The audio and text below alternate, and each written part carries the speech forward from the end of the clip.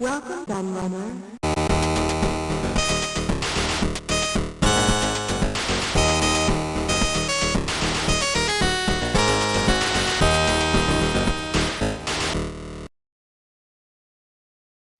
Hello everybody, Kieran aka the Laird here, and I'm back with another book review. And you might remember that just recently I looked at this book, How to Design Adventure Games, by Shaun McClure. Not Troy McClure, not the guy from The Simpsons, but Shaun McClure, legendary game designer, as I talked about in my How to Design Adventure Games book review, which I've linked down below. So I've linked it in the description if you somehow missed the video of that, because this one ties into that one very closely, as I mentioned actually in that video. So Shaun has written lots of different books, as I mentioned before, including the ones here, including his autobiography, Game Development, The Rock and Roll Years, which is available in 2 different versions. Then his Spectrum guides, which go from 1982 up to 88 across 3 books. He's writing another one at the moment that goes 88 to 90. I wrote the foreword for 85 to 86, so I had a small amount of involvement in that one. And as I mentioned in the previous video, Shaun's a guy I've known for years and years and years, ever since I interviewed him for Retro Gamer magazine. I've interviewed him numerous times now over the years, because he worked for so many different companies. He was a graphic artist and a game designer, worked for companies like Ocean, Activision, Atari, Imagitech Design, Infogrames, Gremlin, Enigma Variations, all sorts of different companies. Storm, doing lots of work for some really big name stuff, including Bubsy for the Jaguar, including Raiden, Dino Dudes, aka the Humans. He worked on some Gary Lineker games, Premier Manager, Atra Soccer, Double Dragon 3, Postman Pat games, Thomas the Tank Engine games, all sorts of random different stuff. The Official Father Christmas, he loves me mentioning that one. And he got his start actually in the industry working on adventure games, and he even did his own adventure game, which was published by Alternative Software, called Excalibur. And that's talked about a lot in his How to Design Adventure Games book, which is why he did that, because he has some real life experience of making adventure games, which is what kind of triggered him to write that book, especially after writing this book, because this book came before.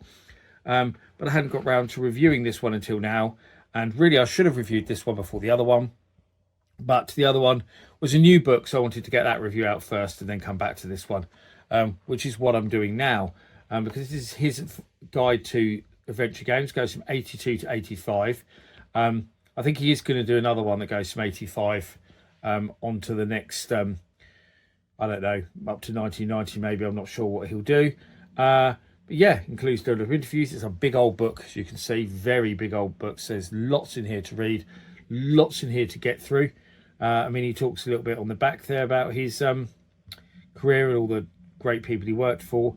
So there's over 180 titles in this book, with developer interviews as well, including the likes of Scott Adams from Adventure International, Don Woods, who wrote the very first adventure game, Colossal Cave, Mel Croucher from Automata, Tim Gilbert's from Gilsoft, who made the Quill, which was a package for making adventure games, Veronica Megler, Melbourne House, Pete Austin, Level 9, Charles Cecil, Arctic Computing, Trevor Hall, Bug Bite, Terry Greer, Intercept Software, Tony Barber, Phipps Associates, and finally the man behind Carnell Software, Roy Carnell.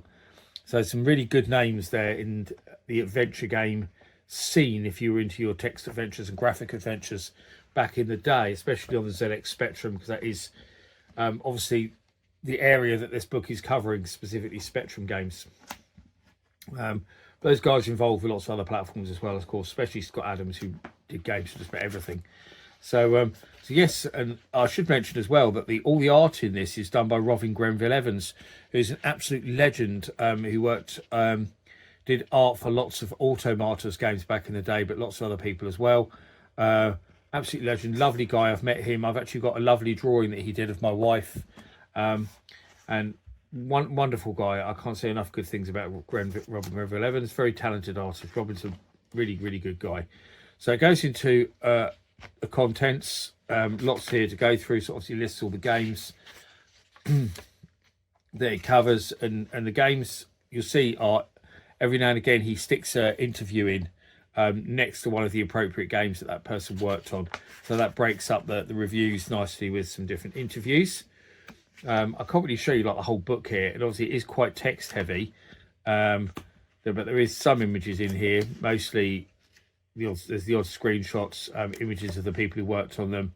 In some cases there's cover art for the games as well, like there's screenshots. That's actually some of the prizes that were given away in a competition which was done by Automata for Pymania.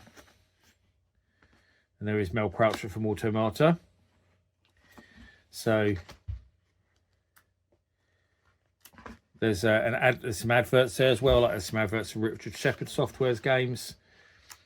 So there is still some images in there. It's not all text, which does break up the book nicely.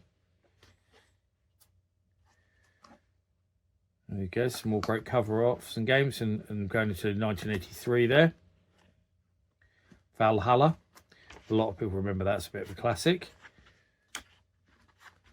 And what interested me, the first thing I did when I actually got this book was, rather than reading it, and I think a lot of people will do this when they get this book, is I didn't read it. What I did was I immediately thought of all the text adventures that I remembered playing when I had a Spectrum growing up. And then I went to find them in this book to read whether Shaun's opinions tied in with mine. And then actually I read down the index to see if there's any others that I remembered from that index. I found a load more that I'd forgotten about.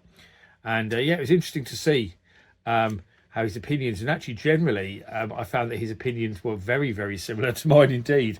I mean, like, the only one I really disagreed on was I loved the Ket trilogy because they gave them away on Crash cover tapes. And I absolutely really loved to play them, played them all the time. They're probably my most played text adventures that I had on the Spectrum, actually. But Shaun wasn't massively keen on the Ket trilogy, but I loved them. But he hated Urban Upstart, thought it was crap, and I think it's crap, and I never understand why people go on about Urban Upstart being so good, because it really isn't. So Pete Cook was generally a brilliant Spectrum programmer, but Urban Upstart is not a good game. And so he agreed with me on that, so that was good. Kentilla, that's one I remember playing. I quite liked that, and so did he. So it's funny that I just came to that one. Danger Mouse and the Black Forest Chateau, which is a really cool game, actually. All designed at younger children. It was a very different kind of adventure game, and Shaun liked it as well, so that's another one that sticks out for me. There's Twin Kingdom Valley, which I actually talked about in the previous video. Real classic text adventure, because it used a lot of graphics, which brought the game to life. It's very graphically heavy. The quest programs, of course, which are a bit, they're good, but some of the puzzles in them are so difficult to work out. They really are difficult to work out, and they drive you a bit crazy, I think, the quest probe games.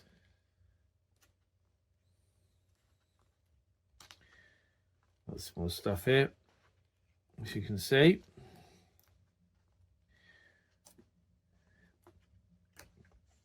Board of the Rings, that was a clever game. It's a Mickey take of Lord of the Rings. Shadow of the Unicorn. Yeah, the Hobbit is in here, of course. It's, the real Lord of the Rings text adventure that they did. Swords of Claymore Castle, that's a well-known one, a bit of a classic as well. A lot of people all know. And Adventureland. Robin of Sherwood, which was taken from the TV series. You can see from the image there. Gremlins the Adventure, another classic. Torremolinos, that was a bit of a classic as well. If you had a Spectrum, you'll know, probably. Super Grand the Adventure, absolutely bloody awful. Yeah, so lots of stuff in here. Interviews and Vera Cruz. That's an interesting game. It's a very different kind of affair to the usual text adventure. Yeah, Secret Diary of Adrian Mole. That's another good one, actually. I enjoyed that. I enjoyed the books and I enjoyed the game. And Shaun liked it as well. So there we go. It's another one that we agree on. So yeah, loads of stuff in here. There's Sinbad. But big old book. I mean, let's look how many pages it's got. Cool, close to 600 pages, not far off, 580. So big old book to work your way through. Lots of great content in here to read, lots of things to flick through. You're going to be going back and forth with this one for ages, but if you're into text adventures and you own a ZX Spectrum, then this is the book for you.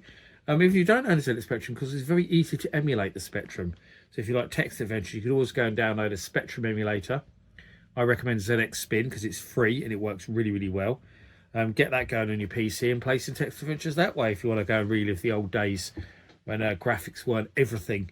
Really another really good book from Shaun, another great one to add to this collection, which I have all lined up together on my bookshelf in my office just to the side of me, so I can pull them out and have a flick through or have a read whenever the fancy takes me. But yeah, well done Shaun on another great book.